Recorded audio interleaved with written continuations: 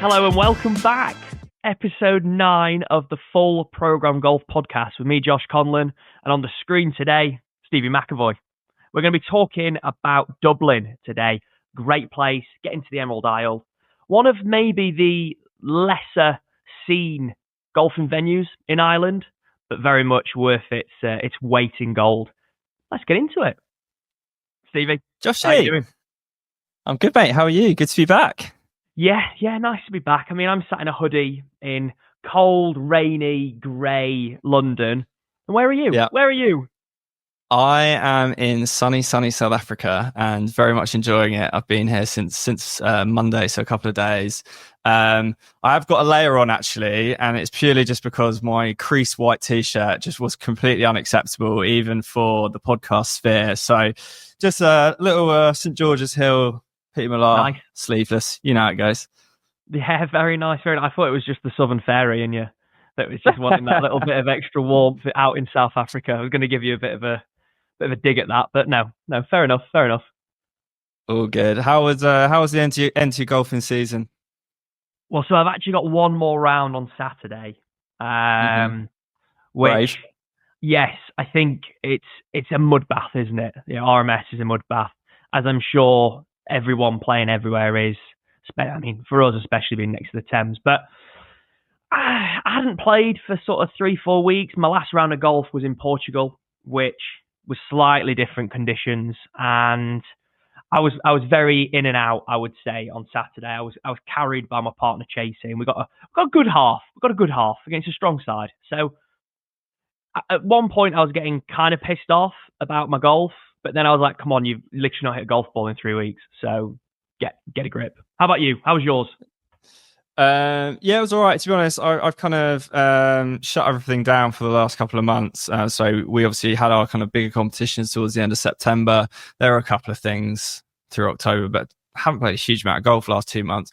Obviously, the plan is to change that. Now I'm back in warmer climate.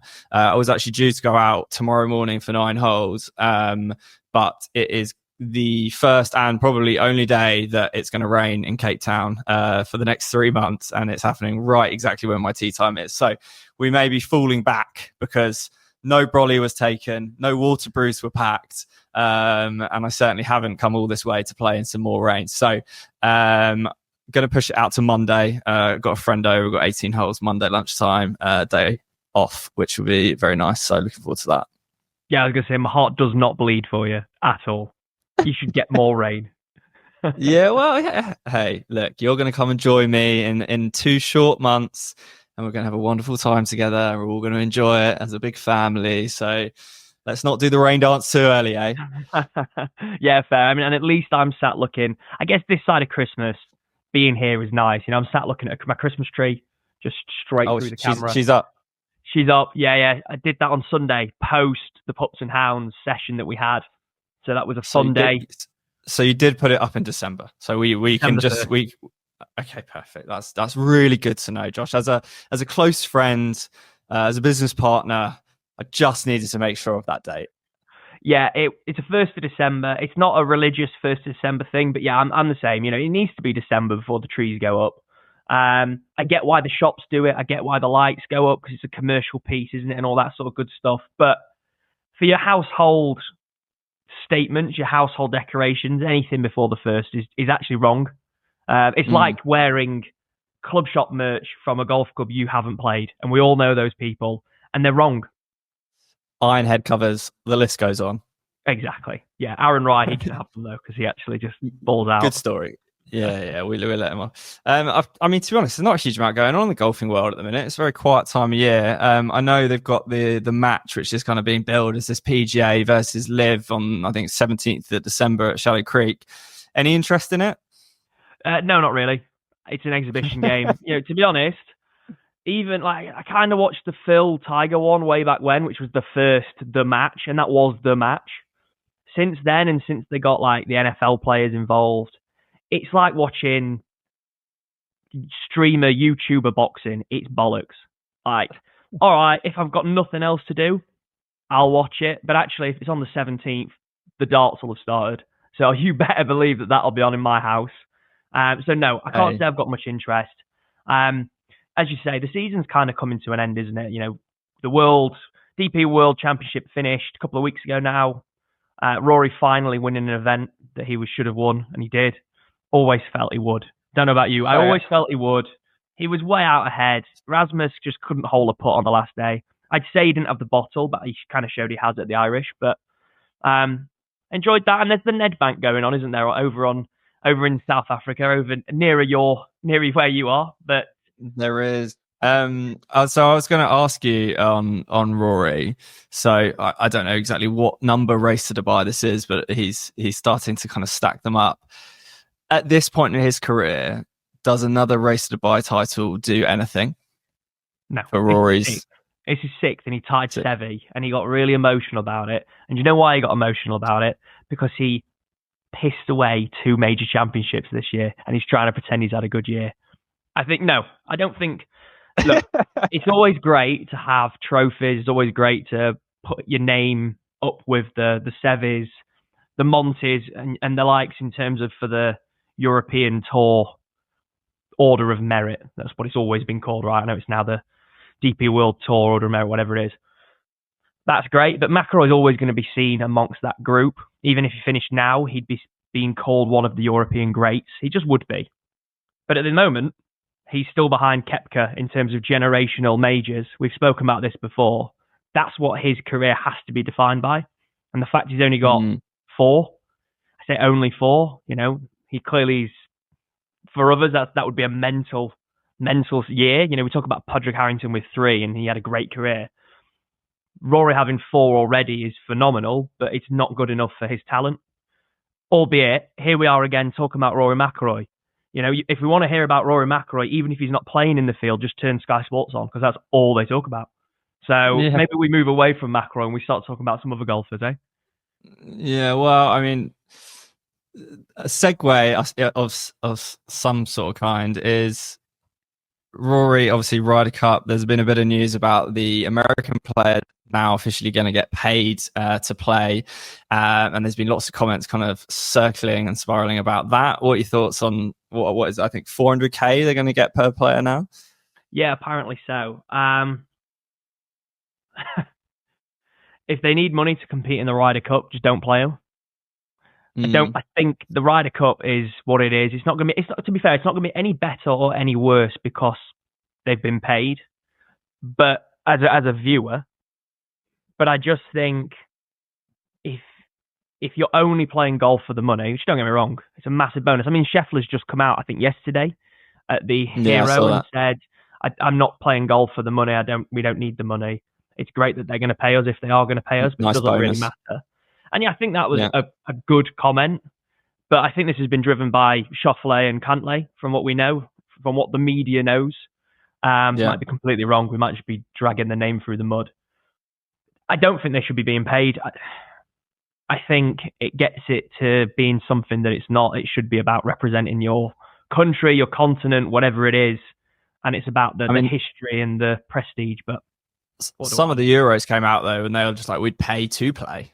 Which I think is the right attitude. But it'd be interesting what happens with that money. I mean, a lot of people are calling it to go to charity and stuff like that, which would probably be a good token from those players first year around. But I mean, I'm not sure how much we'll hear about it. And to be honest, it'll probably be old news quite quickly.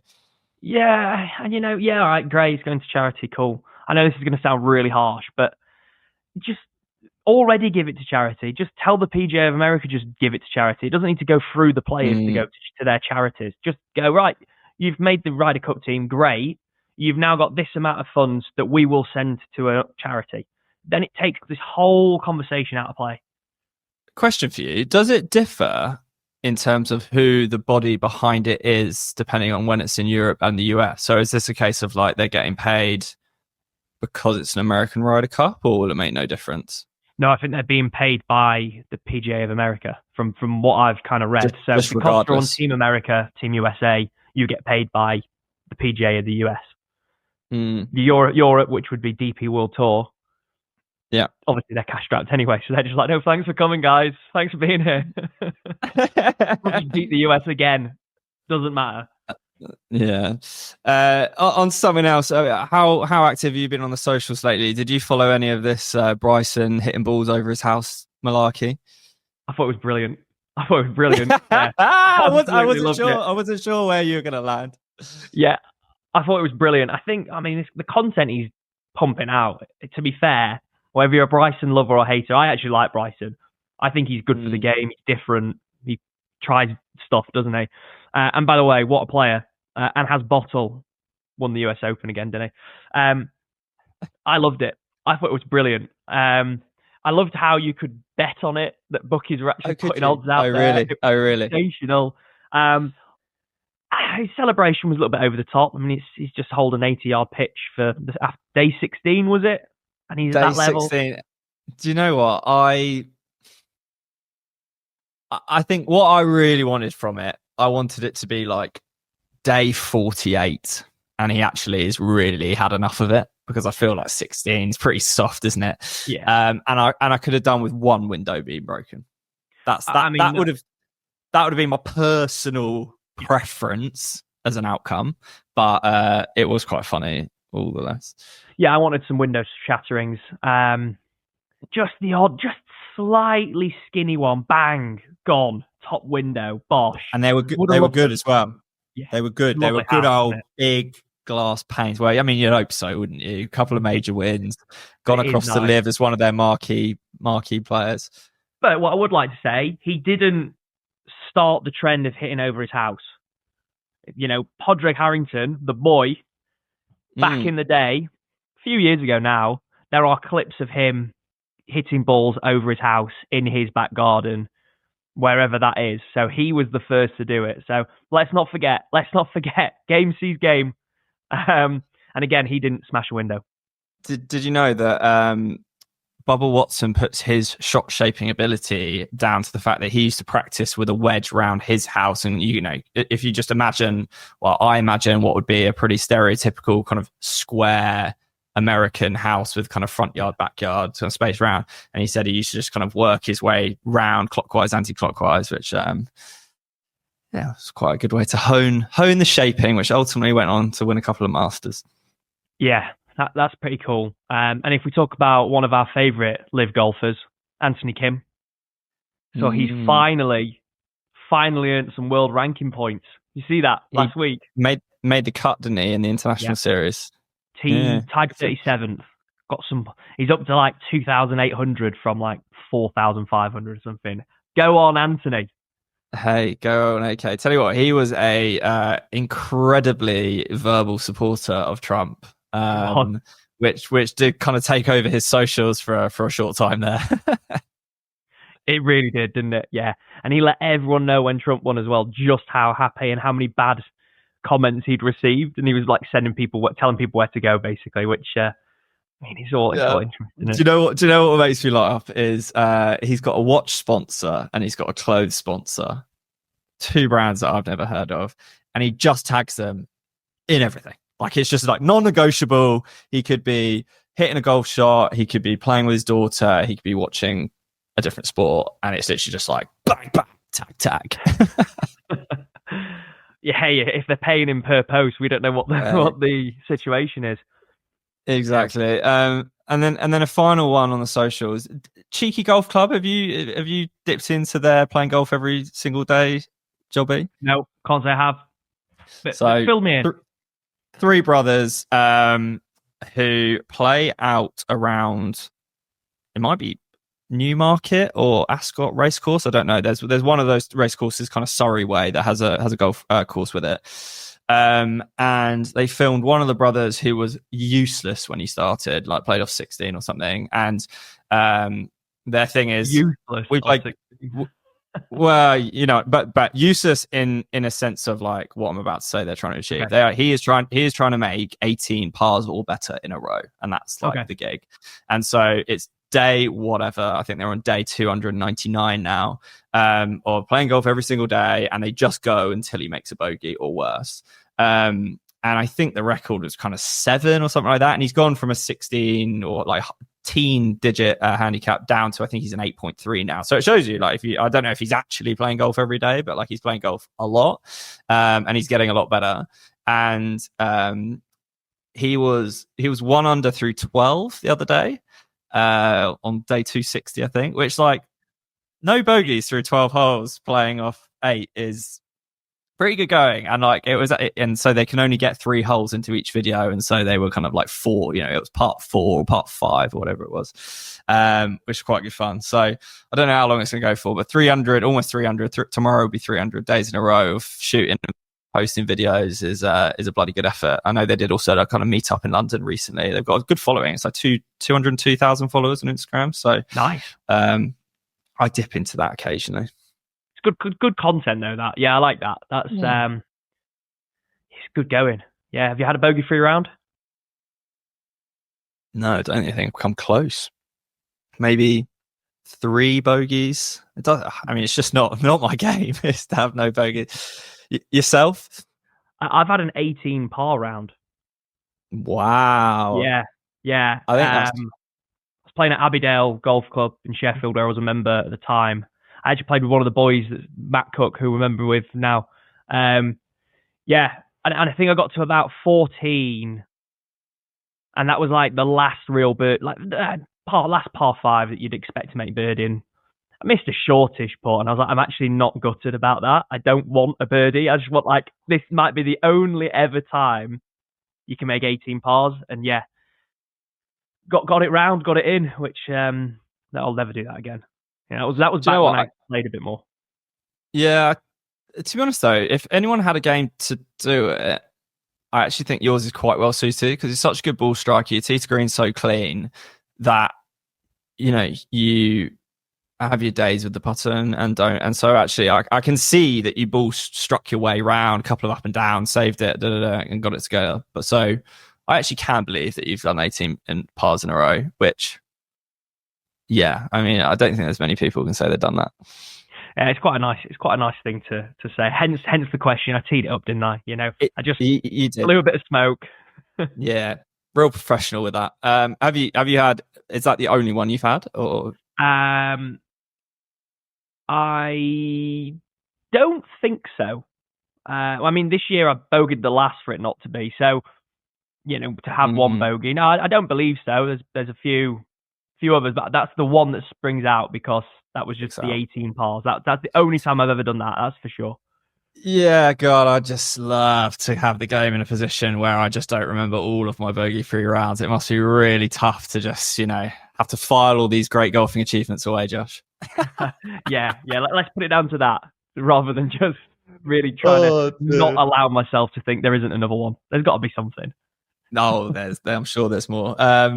Last one before we get stuck into the destination. Just wanted to get your thoughts on this fashion movement we're seeing in golf at the minute. You've got the Manners, you've got the Malbon, and they're just seeming to kind of keep taking steps forward, claiming market share, and golf's becoming this kind of like platform for fashion. And I just wanted to, as a fashionista, get your opinion on it all. I don't love it. That's the opening line I'm going to say. I think, look, I'm happy to have a hoodie. I'm happy to put the hoodie on the golf course. Fine with that. Some of the Malbon kit that Jason Day wears is just disgusting. Like, he actually should just miss the cut for wearing it. It's like not okay. But some of the Malbon kit that Charlie Hull wears is not disgusting. That's absolutely fine, and we're happy to see that. So they should stick to the ladies' stuff because the men's stuff is abhorrent, absolutely disgusting stuff. Good, solid golf kit, golf merch, nice quarter zip, maybe a little hoodie if need be. Normal trousers that aren't massive baggy things that look like waterproofs. That's where we just need to leave it. Golf's fine. We're enjoying that. Let's leave it there. The man has spoken. Yeah. I bet you're into it though, aren't you? I bet you don't mind all that sort of stuff, You're trying to be a bit edgy, aren't you? God, dear me, I feel attacked. What do I think about it? I conceptually don't hate it. Am I at the point where I think I'd purchase it? No. I'm pretty traditional in the sense I'm still in like leather FootJoy shoes. I don't think I own a golf hoodie. Fine. So, but if I turned up at a golf day and someone handed me a bag of Manners Stash, would I be mortified about it? Probably not. Now, when a friend of mine turned up in head to toe Manners Stash for a round of golf about 6 weeks ago, I was just like, Manners, is it? And he was just like, yeah, it's class. And I was just like, fair enough. Probably not for me. What does he play off? He was actually he had a good golfer inside of him, but he was probably off 18. Yeah, there you go. That's who they came to. Non-golfers. Josh Christian about this. Give him a shout out. There we go. Yeah. But no, he would be good if he keeps playing. I know he's a member of a club down Croydon way, but and take this Manners kit off. Not on the course, just to clarify. Right. Should we do some Dublin? Yeah, let's get into it. Because I know you've been on a trip more recently than I have. I think last time I golfed in Dublin was pre-COVID, 2019. So let's steam into your trip. I want to hear all about that, and then I can just kind of top it up here and there. Yeah, well, interesting starting point there. So yeah, I have gone on the trip. It was the middle of September. Thanks for asking. You were supposed to be on that trip, weren't you, Josh? What happened there? I was. But what I did was, which I actually have a nice habit of doing, I double booked, and what I did was I double booked a trip to Marbella with the missus with a 8-man golf trip to Dublin. So for me to be sat here recording this on the 5th of December, I had to make that decision, which was to go on the sun holiday to Marbella. Another fantastic golfing destination, but didn't take the clubs. Well, I was going to say, what made me laugh the most about that is Josh chose peace over golfing enjoyment for that weekend, and that I do respect him for. What I did find slightly bizarre is he decided against taking the golf clubs, which again is voting for peace. However, he did book a hotel that literally just overlooked. I don't know what course it was in Marbella, but I just thought the proximity was quite funny. Yeah, we went to the Westin overlooking La Quinta. So I've played it many a time. It's a good track. It's not a great track. So I was able to get my golfing fix. You know, I could sit and have a bit of breakfast, maybe have a cocktail overlooking the first tee on the C course, which is like this short par 4, little drop in. Everyone hits it too far into the bottom, and they've got a nasty little pitch up the hill. So I could get my golfing fix that way. Could talk some golf with some of the guys and the girls in the hotel. But yes, it wasn't a course that I'm gasping to play again, to be really honest. If I was sat overlooking Valderrama, you better believe the clubs were coming, and I'd have taken a version of peace. Yeah, halfway house. Yeah. So Dublin, yeah. So look, I mean, where it originated from is a couple of years ago, we had a really good year where a good friend of ours, Harry Thompson, he decided to have his stag and his wedding both up in Edinburgh. And as a result, he's a big golfer. A load of the golf boys went up for both, and each one we kind of made sure we got some good golf in. And I suppose that just like edge of summer, Scotland, Ireland, links golf change up weekend, it's just really well received, and we didn't do it last year, and so this year I was just absolutely clucking to get that links golf under the belt. And as I said, we'd done some Edinburgh, East Lothian, Scotland, and so I thought I personally had only ever been to Dublin Airport on a passover through to Canada, and so I was really keen to get over to Ireland. Everyone said Dublin's a great city. I understood there was good golf in the area, and so I was really keen to assemble a group and get on over there. So that's kind of where we started from. Now, how do we build the trip? So wanted to keep it rough and ready for the boys. It was just the Friday off work, and we were out on the early flight on the Friday morning. It was an early flight as well, wasn't it? Yeah, it was. But you know what? When you know it's coming and you're doing it for good reason, I actually quite like it. Like both you and I kind of live southwest London way.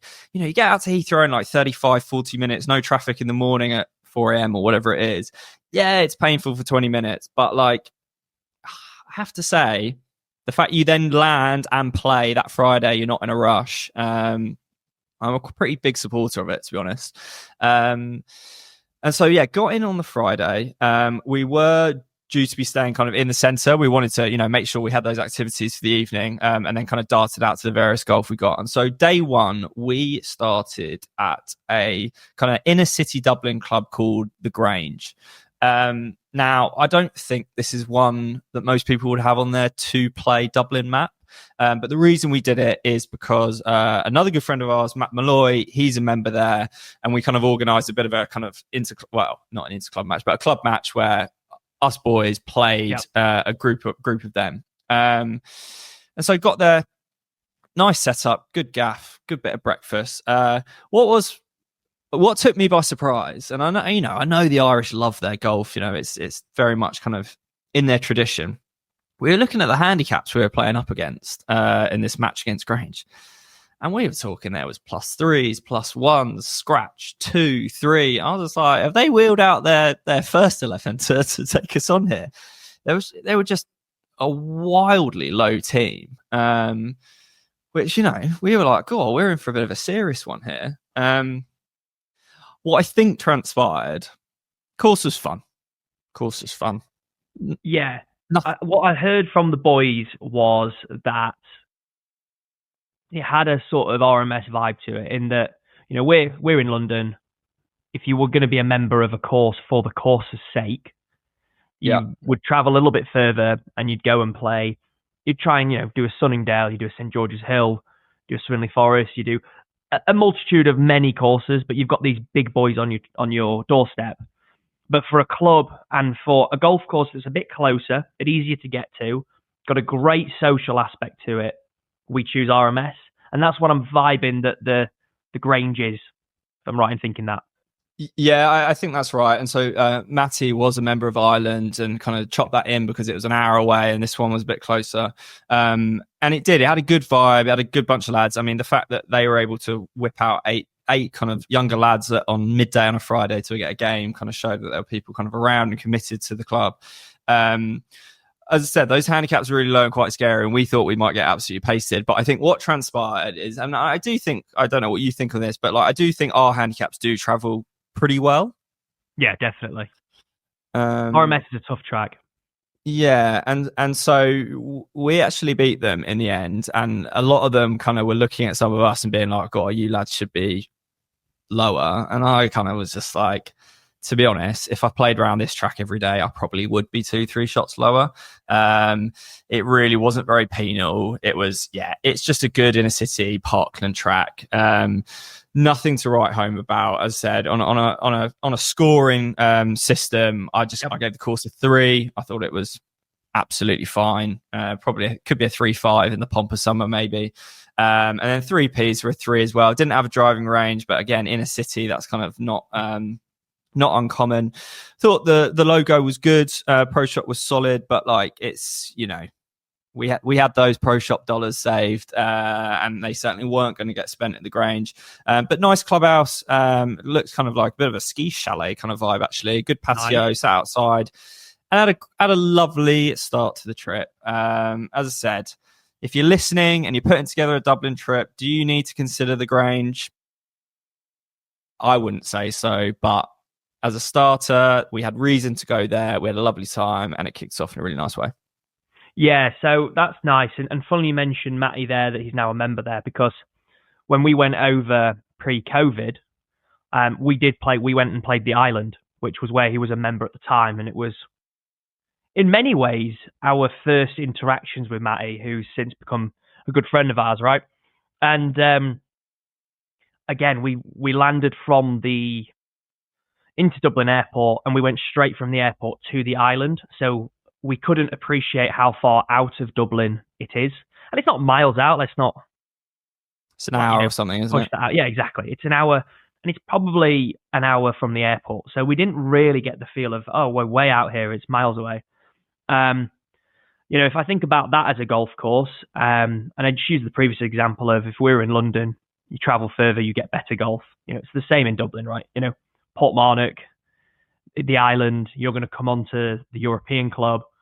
you travel a little bit further out from a city. Obviously, the land is typically better for golf. You look at the island, 49th UK and Ireland rated, and it's a beauty. It really is a phenomenal golf course.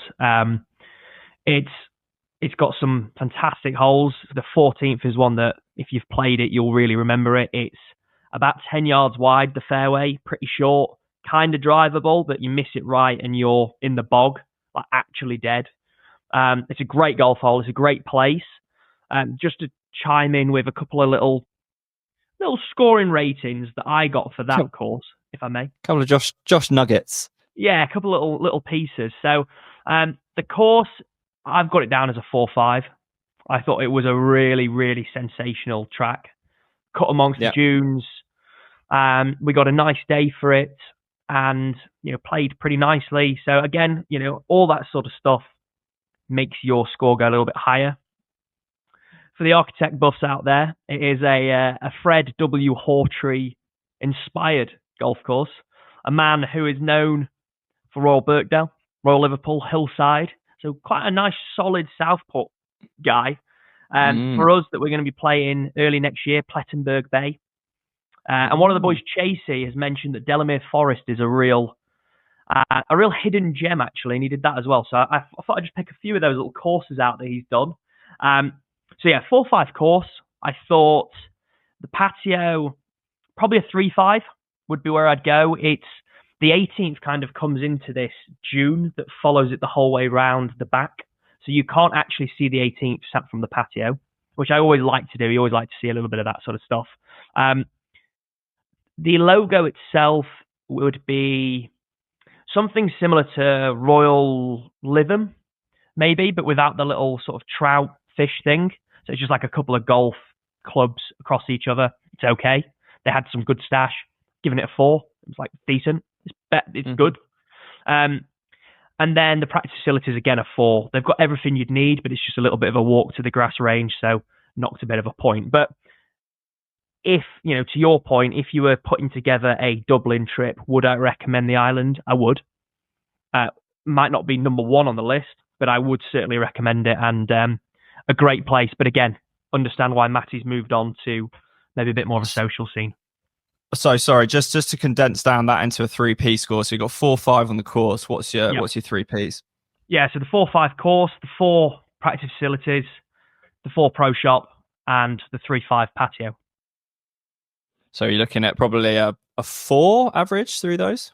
Yeah, you're looking at a 4 average. The course is above that, and the patio's below that. So a solid rating place. 8-5. Yeah, I enjoyed it.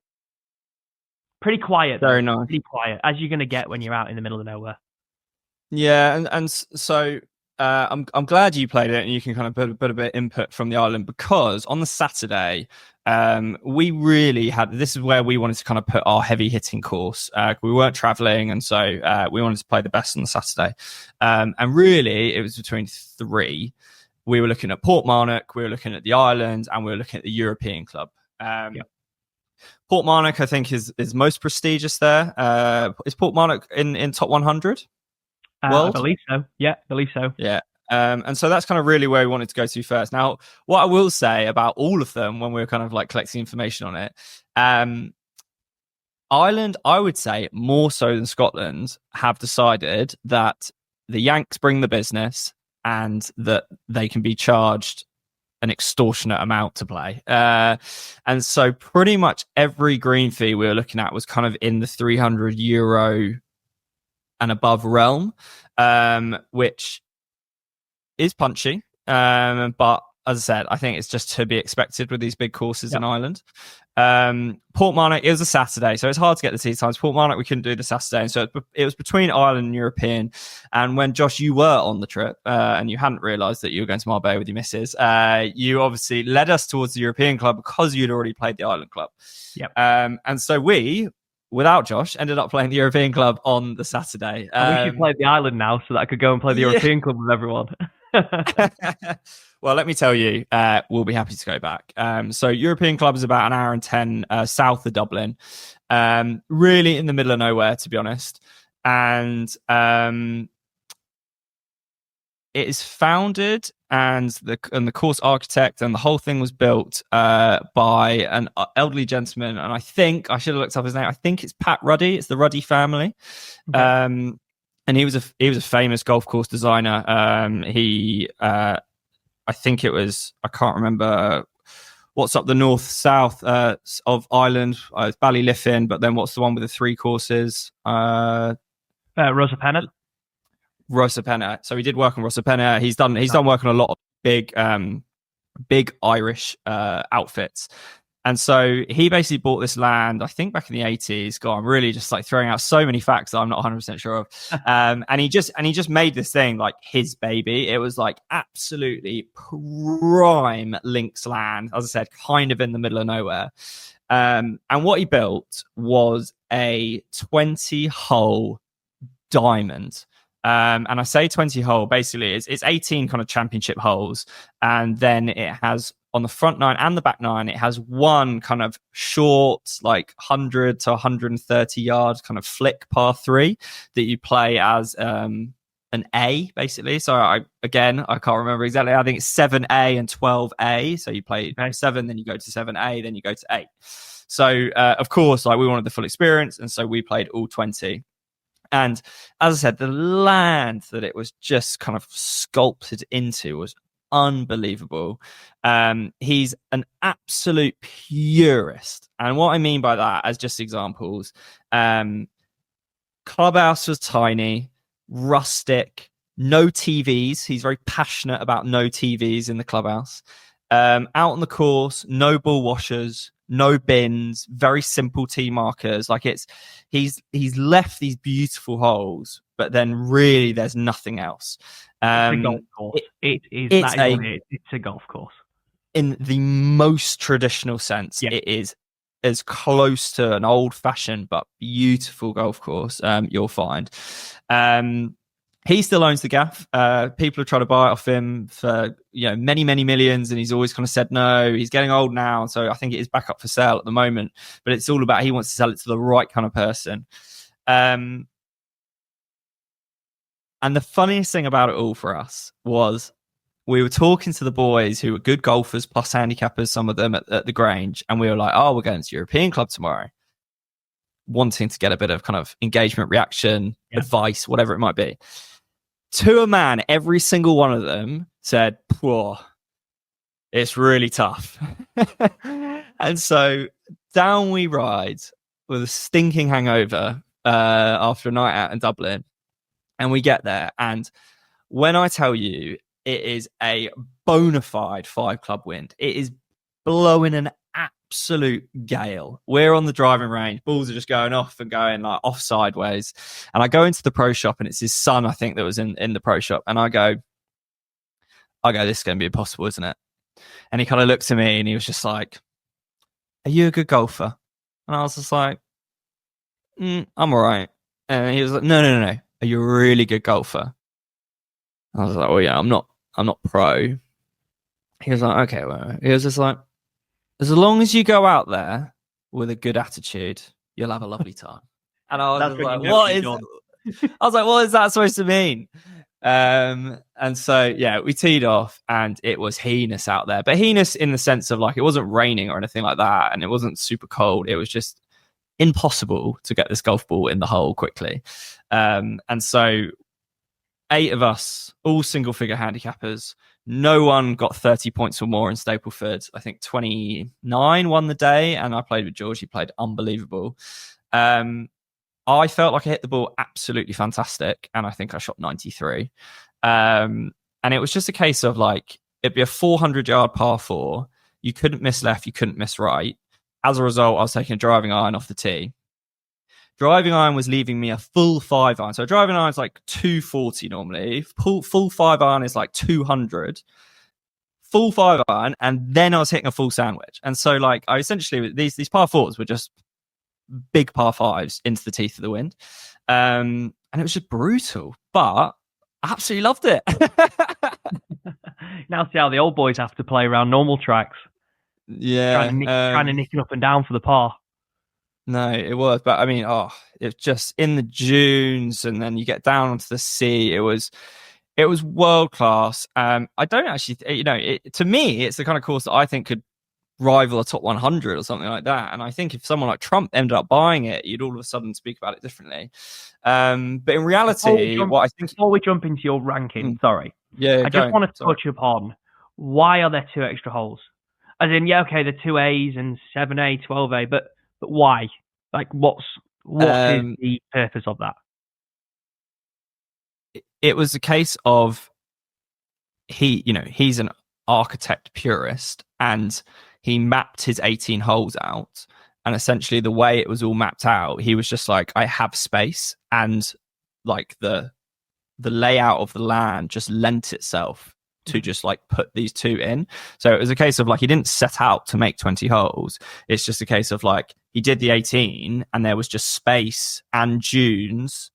Yeah. And if you play the 2As, they're both par 3s that are really kind of just like hugged by little kind of like dune bowls, really. And so that's why he did it, apparently. Like, there wasn't an intention to be quirky or anything like that. It's just a case of like, the land was fantastic. He wanted to build golf holes. That's what his passion is. And so he went and built them. Fine. Okay. I'll let him off then. Sorry. Yeah. Is that all right? That's passed. Yeah. I'll let that pass now. Back to you in the studio. Oh dear. So yeah, just to cap it off, obviously had a wonderful time at European Club. I think the course is as good as I've played when it comes to links golf. I think it's underranked. I mean, I think it's a 5. Like, I think it's a fantastic golf course. And I struggle to see how they can get that much better. Now, on the flip side, 3Ps were pretty woeful, but that's kind of the charm of it. So, patio, pretty non-existent. Pro shop could have been really cool, but it just wasn't. And then practice facilities were okay. Lots of chipping greens, but like driving range was a bit tired, like baskets tired. So I'm giving it a 2. So it's a 7. It's a 7 with a course at a 5, which I'm not sure there's going to be many of those out in the world. But that might be our most absurd ranking yet. A 7 with a course at 5. I don't know if we'll see that, as you say. It's going to be pretty difficult. Yeah. But I mean, it's going to be really interesting to see who buys that place and what happens with it, because it's got potential to be an absolute monster in the kind of golf travel tourism world. They're obviously doing all right for themselves at the moment, but it is really still like a mum and pop shop run gaff. So yeah, be interesting. Yeah. I mean, it lends itself, as you say, to a Trump, a Cabo, or Cabot, whatever you call it. I call it Cabo. You call it Cabot. As you say, it lends itself to that sort of stuff. I mean, but are they going to be people he sells it to? Because they might be exactly what this ruddy fella doesn't want on his land. Yeah, I think the latter, if in all honesty. But then who's got 35 mil and isn't in that business? So I think Cabot potentially have a better chance than Trump, just because Cabot kind of specialize in those middle of nowheres, but go great and people will come kind of attitude. So yeah, will be interesting. And then we moved on to day 3. And I appreciate I just kind of took over for European Club. At day 3, we played at Royal Dublin, which I know you've played at as well. So I'll hand over to you and you can give your thoughts on Dublin to kick us off. Royal Dublin. Yeah, absolutely. So I want to start out with Royal Dublin. I think it's great. I think it's fun. I think the hospitality is really Irish. And what I mean by that is it's fantastic, friendly, can't do enough for you. It's on its own little piece of land, pretty close to the centre, actually. I think if you are doing an island trip, I would say you should play it. I think it's fantastic. So that's where I'm starting out with.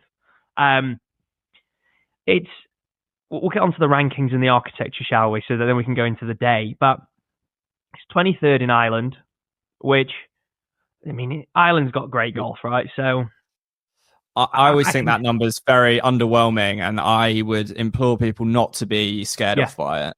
Yeah, exactly that. And that's why I wanted to call it out because, all right, it's still a ranking in a country, which is pretty good. But I think, and I think the golf course reflects that. I don't think it should be a top 100 UK island, albeit I've seen a few in that list that really shouldn't be there. And yet I'm talking to the Rise, I'm talking to the Royal North Devons. I feel pretty passionate about the fact they are both joke tracks, should not be in that list. But we're not talking about them today. So if they're in it, then this should be in it. But I can also see why it's just an Irish ranks. You know, the architects, Harry Colt. Anyone in sort of golf architecture knows Harry Colt. You know, Pine Valley, need I say any more? And actually, they've done a great job on that piece of land because it is just an island off of Dublin, like off the main drag. Like you're driving down one of the main streets, for want of a better phrase, and to your right, you go, bang, what's that over there? Over near the almost power plants and the factories that are happening, and there's a golf course. I thought it was brilliant. And again, we got a good day. I mean, when we went, it was June time.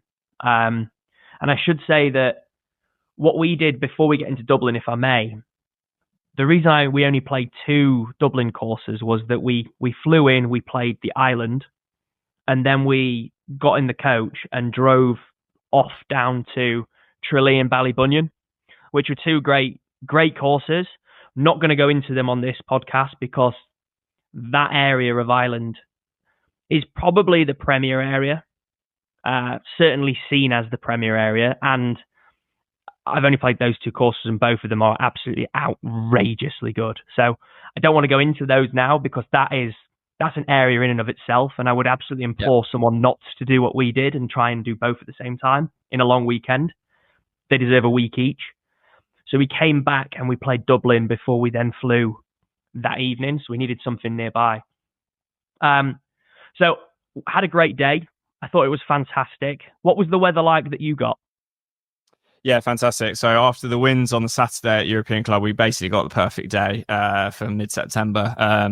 We were all in short sleeve. Sky was blue, hardly any wind. And so, yeah, couldn't really had a better day for it. Fantastic, yeah. Well, so we got greeted, and obviously because we were flying out that evening, we had a pretty early tea time.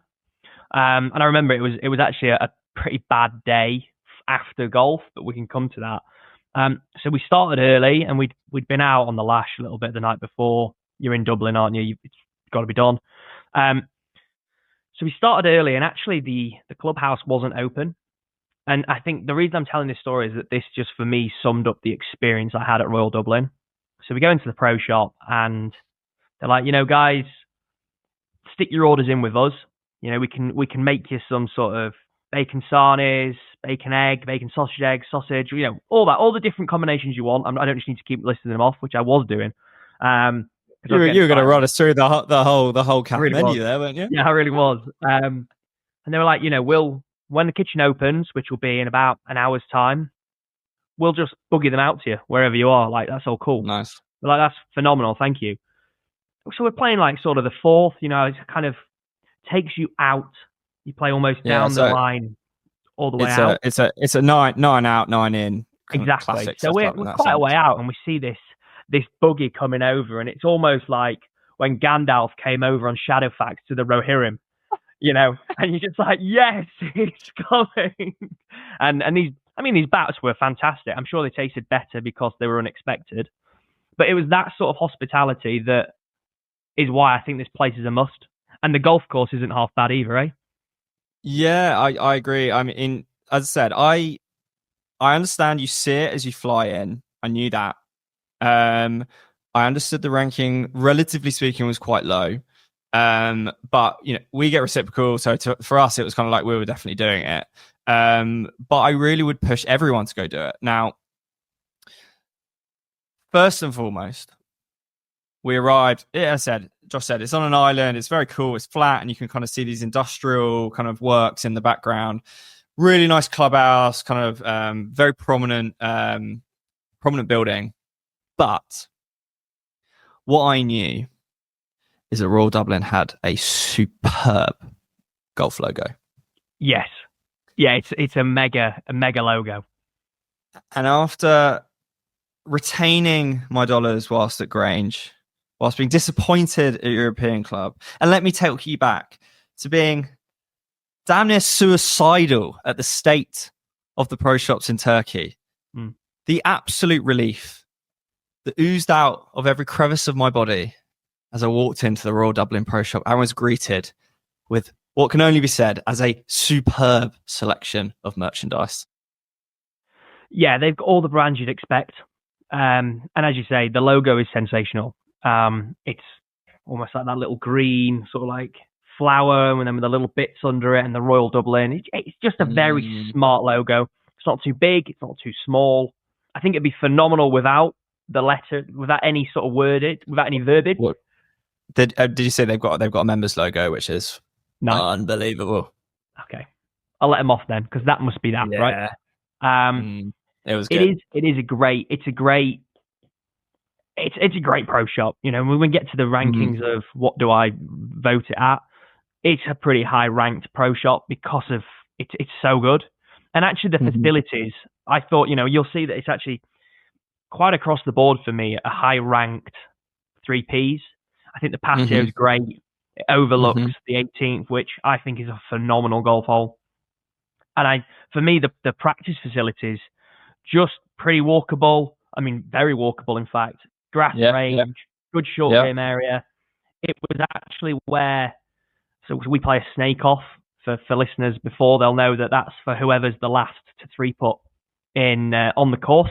They go into a snake off, and it's typically comprised of 2-3 people to be the ultimate snake, and then there's a forfeit. And that was actually where the birthplace of the snake off was, in the Royal on the Royal Dublin putting green, because it's got some like random little just tiles and slabs, doesn't it, through it. So we used to just create really weird sort of crazy golf stuff. So it holds good memories for me. It holds good memories. How about you? How did it all feel to you? Well, I just want to give it its flowers for what a historical place in that case. Yeah. I assume there's something to commemorate this amongst the memorabilia that is kind of splattered all over the clubhouse. But yeah, look, so got there. Pro shot was great. Damage was done. Felt really good about it. Polo, quarter zip, hat, ball marker. And then, course I thought was really course is just like a really fun links course. Wasn't that difficult. I suppose we got it on a good day, but greens were fantastic. Holes were interesting. I said it's a 9 out, 9 back. And we were kind of racing because we were going to be late for our flight, and I was scared about it. But they were like, oh, you can come off after 14 because it's near the clubhouse if you're a bit tight for time. But like we'd seen 18 and we were like, no, we're playing 18. And so 18 is this almost like 90-degree right shaped par 4 with a kind of creek going kind of in the inner elbow of the 90-degree turn. And so you kind of lay it and then have to come back over the creek, don't you? Which is then right in front of the clubhouse. And so we were the second group, and so I had the rest of the boys watching. It was a really nice finish. And so, I'm similar to you, to be honest, mate. From a ranking perspective, I gave the course a 4, like really, really solid. Great fun. The kind of track I'd love to be a member of. And then 3Ps was, I'm reserving a 5 for the 3Ps for the kind of Ban Dunes, so I've heard, or like I just think they're out there in America, and like whilst Royal Dublin was fantastic, it wasn't a 5. Like I do just think there's better out there, but it was a 4-5. It was really, really good. So that's an 8-5 overall. That's the highest ranked out of the 3 courses I played, and I just thought it was a really strong all rounder. And as I said, I would advise anyone to go play it and stick it on their loop. Yeah. So actually, we haven't predetermined what the 3Ps and the course would be, but I've got you exactly the same. I've got the course of 4. I think you did the right thing not going in after 14. When you think that finish, I think the finish is the highlight of the course. 16 is that short par 4 that's like sort of high 280, 290s, something like that. Really gettable, but also has a bit of trouble. 17's a fairly sort of mid par 4, and then as you mentioned, that 18th, which I mean it's index 5, I think, from what I remember, and it should be 1. If it wasn't 18, it would be 1, but like no one has their index 1 on 18. But what a great golf course. So I got that as a 4 as well as a golf course, but it's a good strong 4. And then I also had a 4-5 because I'm the same as you. I've been to Bandon. There is better out there. There just is. It happens. It is alive. It's a real thing. But I thought that the whole experience was sensational. And an 8-5, I thought it was just a really great, solid place to go. Couldn't agree more. Was a really, really good end to the trip for us. And then, yeah, not too far from the airport either. We were at the airport in kind of 25 minutes and then flew out. And so... we had a nightmare. We had a nightmare coming home. So the weather came in. So it was delayed. It was delayed flying out. And we were flying into London City. And it's actually, I've never flown London City. I hear great things. But from my understanding, it has a curfew because it's London City. Right. And because it was so delayed, we missed the curfew. So we're in the air. The pilot comes on and goes, hey, everyone, we're going to try and beat the curfew. So, bear with us. Try and do that. About 10 minutes later. Yeah, we've missed the curfew. So we're going to have to be rerouted. We'll be landing in Southend. I was like, you're joking. So 5 of us ended up getting a taxi from Southend at 11:30 on a Sunday night. We've worked the next day, which just yikes wasn't where we wanted to be, with a couple of the boys on the Heathrow flight, landed, chilled, comfortable. Yeah, that's tough. And we were certainly en route to missing our flight, but we didn't in the end. But so it all worked out. But especially when you're doing those long weekenders, you just need your travel to go right, don't you? Because that Monday morning at work is bloody tough if you're getting back kind of past midnight on a Sunday after 2 nights on the lash playing golf every day. Like you're not fighting fit, are you? No, 100%. I mentioned my last game before last week was in Portugal, and I was able to be home for 10 p.m. We flew into Gatwick, pretty easy, but home for 10 p.m. after a long weekend on it with the boys is just, everyone's so grateful for that, and that's where we need to try and be. And so look, to kind of finish this off, I want to do 2 things, that's all right with you. Number one, so the course we kind of haven't played, and if we go back is where we need to tick off, and one definitely everyone should think about. I did mention it earlier, but Portmarnock is, I suppose, the kind of crown jewel. They're actually trying to get the Open at the minute, which I know, Josh, you have a relatively strong opinion about. Well, it's the British Open, isn't it? Like, if it's in Northern Ireland, fine, I get that, but it's the British Open. Like, they didn't want to be part of Britain, hence the conflict. So why do you get the British Open? Keep the Irish, fine. Sorry, but that's my thoughts. Yeah, it's like sending it over to America and going, it's the British Open, we'll give them that because it's a bit of a links course. It's bollocks. I can't. I actually don't disagree with you. Like I don't think the British Open should be an island. But we've only heard good things about Portmarnock. I said money's going into the place as a result of trying to make themselves more pro tournament ready. And so definitely, if you've got it in the budget and you can work it in, definitely think about Portmarnock. Yeah.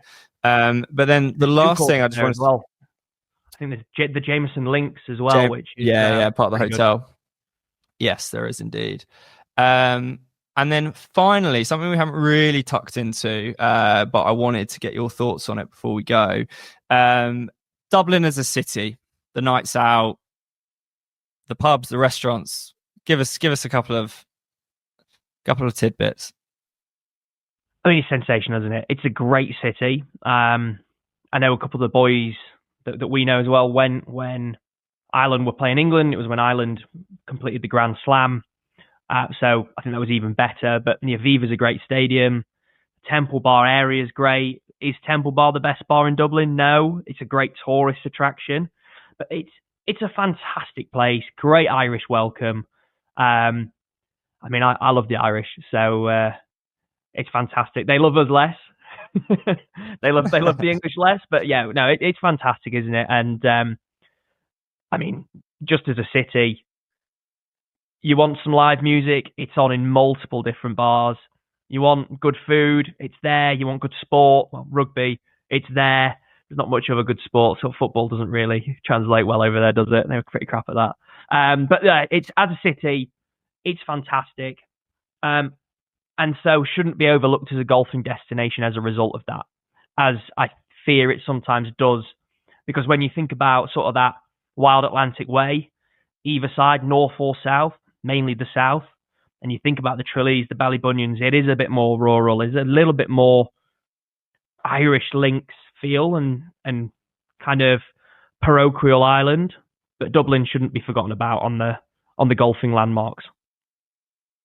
Yeah, I agree with that. And I think, to be honest, if you're a group that is wanting to kind of get stuck in at night, then I actually think Dublin is right up there when it comes to GB&I destinations, because the reality of it is if you go to East Lothian, you're a good 45 minutes out of Edinburgh.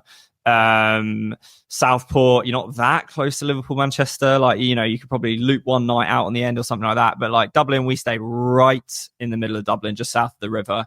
Went out each night. Local Guinness, absolutely fantastic. So many pubs, like proper pubby pubs. And just a city which seemed to be alive, vibrant, and kind of had all the options there. You know, people, some of the groups, some of the younger boys went out to 4 a.m. The older boys just enjoyed chopping it up in the pubs over a couple of Guinness before heading to bed. So, yeah, as a kind of city golf destination, if you will, I thought the golf stacks up and it's probably underrated. And, you know, Dublin, the city, I think speaks for itself. So, all in all, a bloody good time. Yep, and a must visit. Exactly. Cool. Well, I think we're running out of steam there. We've covered what we need to, and we will be back with episode 10. I think is next. Yeah, episode 10. Let's find which destination we pick, and yeah. No, you've got a couple in the chamber to reel off over the next couple of weeks. So, what exactly we'll be back with, I'm not sure. But I hope you enjoyed listening. Please do follow us, Full Program Golf, YouTube, Instagram, TikTok, and all that good stuff. And subscribe, subscribe again. All of the good stuff. But do you know what, Josh? It's been an absolute pleasure chatting with you. Always a pleasure. I'll speak to you soon, fella. All right, mate. Keep up. Cheers. And you, Sarah.